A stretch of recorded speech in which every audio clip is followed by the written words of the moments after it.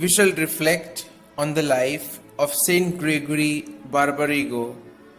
Born in Venice on the 16th of September 1625, Gregory studied at Padua before entering the diplomatic service.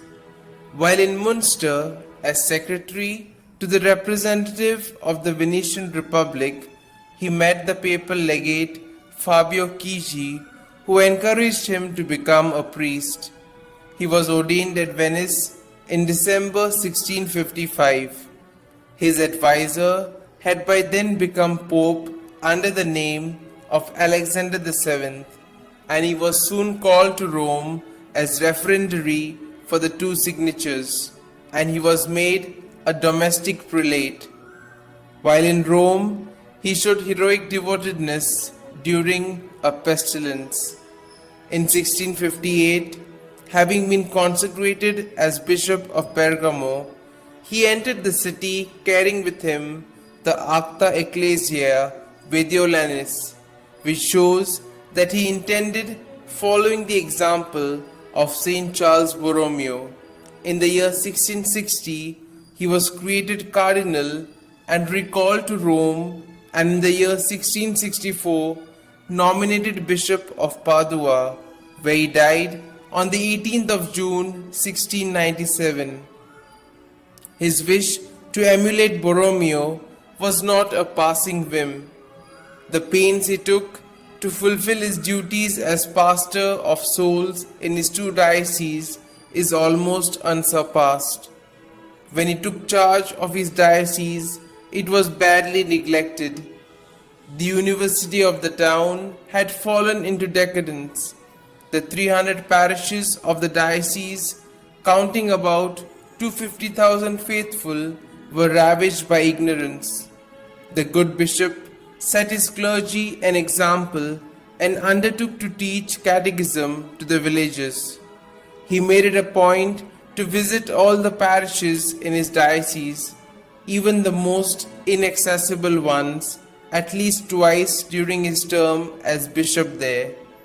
And besides the fatigue of these journeys, he imposed upon himself severe penances, fasting, sacrifices, and prayers for the good of his flock.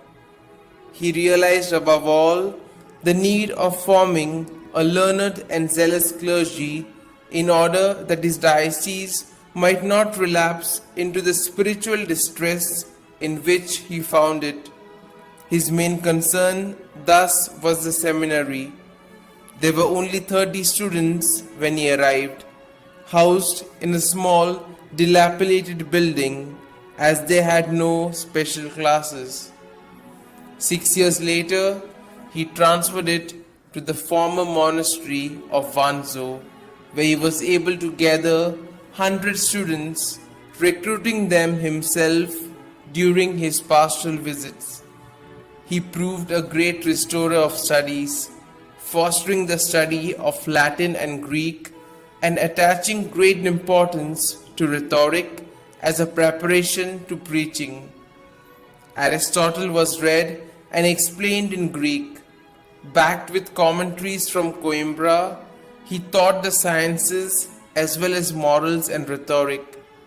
He even restored the university, and within a short span of time, the number of schools doubled and the number of teachers rose fivefold.